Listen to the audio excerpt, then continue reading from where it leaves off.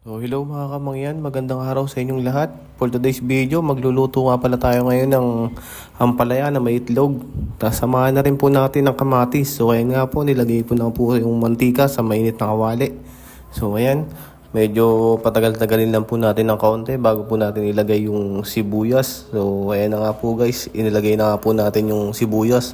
Inuna nga po pala natin yung sibuyas kasi syempre yung bawang madali po yung masunog agad.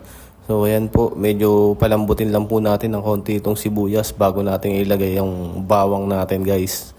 So ayan, kamusta nga pala kayo dyan mga guys? So ayan, ilagay na nga po pala natin yung bawang.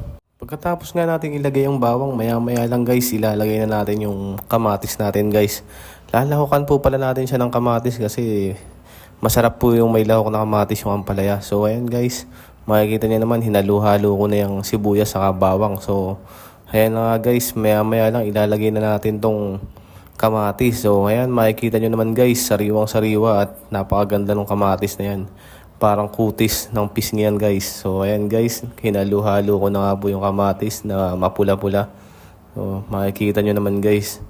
So ayan guys, habang pinapalambot nga po pala natin yung kamatis. So ayan, kamusta nga po pala guys yung inyong weekend dyan guys. So sana nag-enjoy kayo sa inyong weekend. Sana nakapasyal kayo sa mga gusto nyong pasyalan at napagluto nyo ang inyong mga pamilya ng napakasarap na pagkain. So ayan guys, nilagay ko na nga po pala dyan guys yung ampalaya.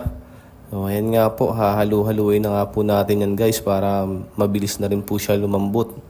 So ayan, medyo dahan-dahan po yung ating paghalo. So magpasensyahan nyo na guys ang aking video kasi medyo may konting galaw po yan kasi wala pa po tayong tripod. So ayan, medyo hawak ko lang po dyan guys kaya hindi po nabibidyohan ng maayos. So syempre guys, paunti-unti makakabili din tayo nyan guys. So kaya sa mga sumusuporta dyan, patuloy lang kayong manood sa aking channels. So at ngayon guys, ilalagay na natin yung ating pangpinali na itlog. So ayan guys, makikita nyo naman sa video. Inilalagay na natin yung ating itlog na ihahalo sa ampalaya at kamatis. Ayan, makikita nyo naman guys is pinatagal ko nga po muna ng kaunti bago natin haluin.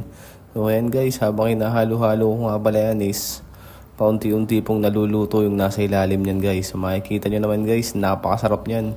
Napakasarap talaga niyan guys, lalo na sa mainit na kanin. Siguradong mauubos na naman ang sinaing nito.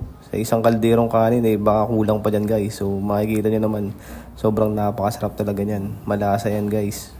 So ayan, makikita nyo naman guys, luto na nga po pala yan guys. So ayan, for today's video, yan po muna ang ating ginawa, ampalaya na may itlog. So thank you guys, maraming salamat sa inyong walang sawang suporta at panonood sa munting channel ni Mendoreño mga yan. So salamat guys, God bless you all.